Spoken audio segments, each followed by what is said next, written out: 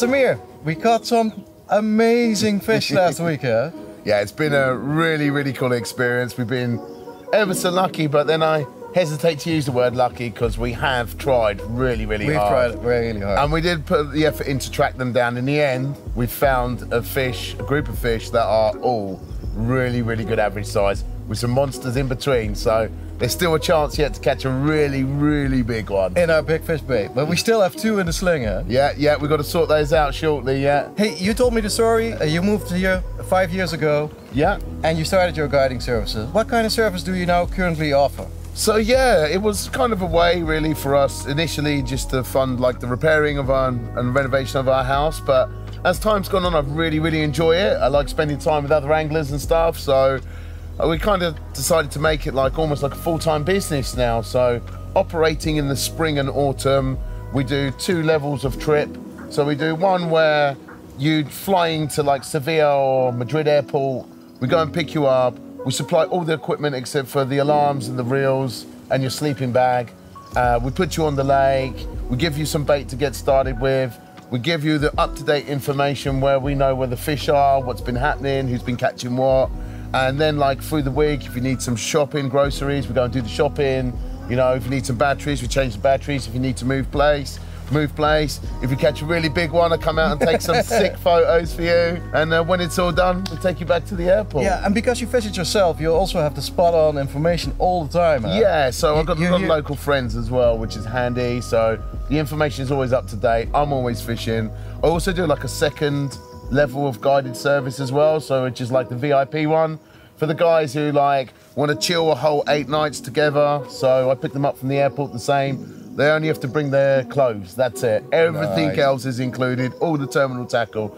And we hit the lake together, we put the rods in together, we drink the beers together, we eat the food together, we catch the monsters together, we take the pictures together. Yeah, that's super cool. Along the way, I kind of teach everything I can about how to understand and use the echo sounder correctly, how to, you know, place your baits properly on a big venue like this, all the different little tactics and tips for fishing in a really savage environment.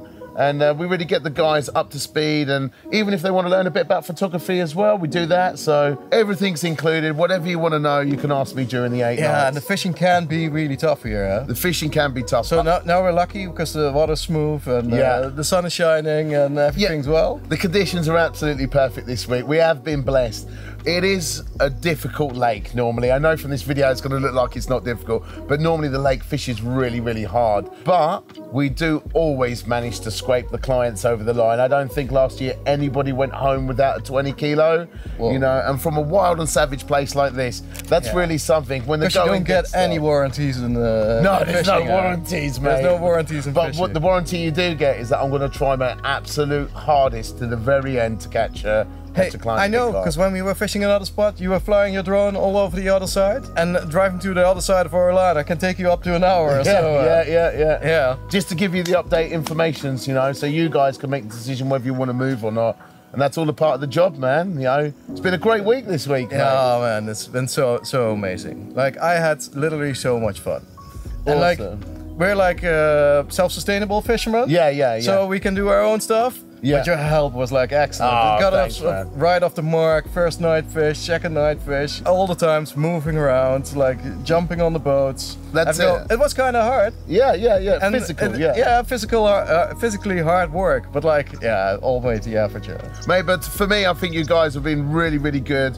You've not been lazy. You've fished really hard. You guys clearly know exactly what you're doing.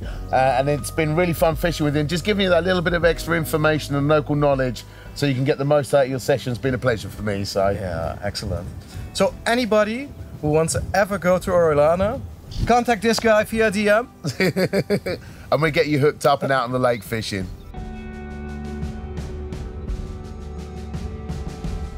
So Samir, we're actually living the dream out here in Spain at the moment, but as you look around now, there's quite a lot of anglers here. You say quite a lot of anglers, but this guy's about 1 kilometre away. That one's about 1,200 metres away. True. This guy's probably a bit more. It only feels like there's a lot of anglers because you can see them. Yeah. But really, in reality, we're fishing a big bay over our shoulders to the left. That's that's huge, mate. It's the size of like most pay legs, you know? Yeah, true. And then this side, we've got all this margin. So even though it looks like it's busy, there's always options and plenty of places to fish here in Oriana. And that's one of the magic of the place, you know, you can really feel like you can get lost. Like, Yeah, exactly. We said that the other day. It's like you come here by boat and you have no clue where you are or where you've just been. You know? Every section looks the same and the fish can be everywhere. Like it's really amazing, but it's really funny at the same time that you see so many anglers. You'll be like, what? But look, we arrived at this spot by car.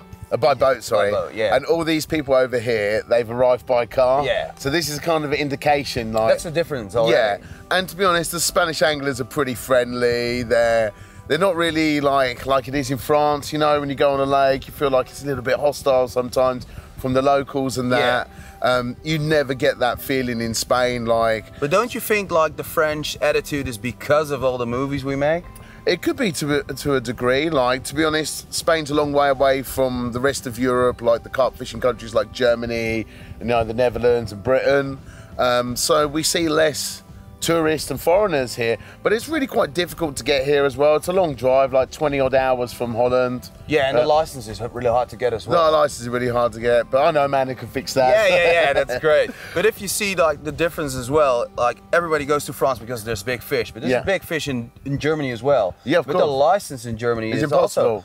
also really hard. Yeah. Maybe there's the struggle. But I think there's something very different about Spain. For me, the environment is really unique, and unlike anything else really in Europe, you know, when you see pictures from Spain, you instantly know it. If you see mirrors from Spain, you instantly know it. Yeah, true. You know, and I think a part of the special thing of Spain is it is very unique, and it is very different to the rest of the lakes in Europe, and presents its own very unique challenges, which requires its own unique tackle, and you know, you've got to make sure you've got the heavy leaders, got to make sure you've got really strong hook links, really strong hooks, you know, try and keep everything quite simple and reliable is really important. And surprisingly, the fish are really shy. So like now we're fishing with drones like in the edges, in the in the bays, and you see like a drone spooks them off really, even at 30 meters of height. Yeah, it's something that people really struggle to get their head around here, you know. You look at this lake, big public water, you wouldn't expect the fish to be that shy, but they really, really are. They get spooked easily by lines,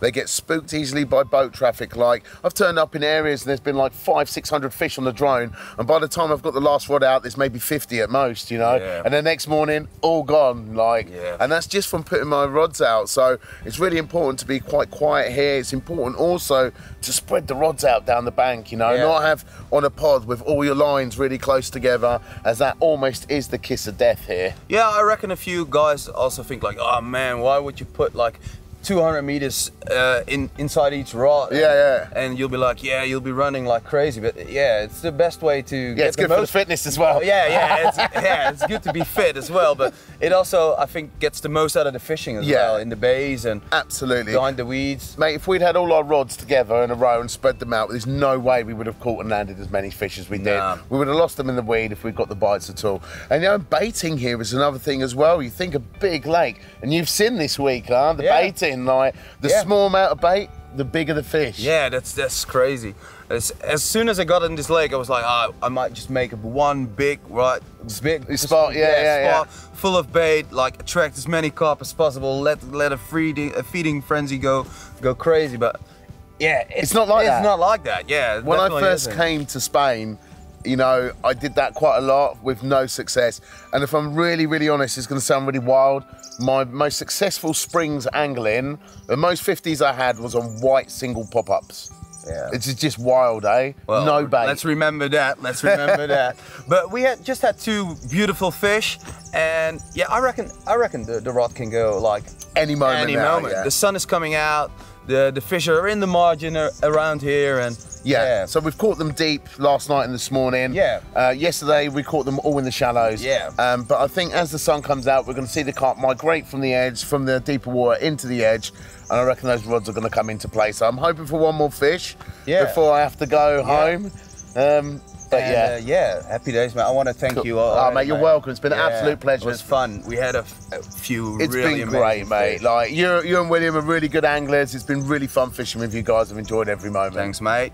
And yeah, I think this concludes our first part. Come on. Yeah. Lovely. All right. Ciao. Ciao.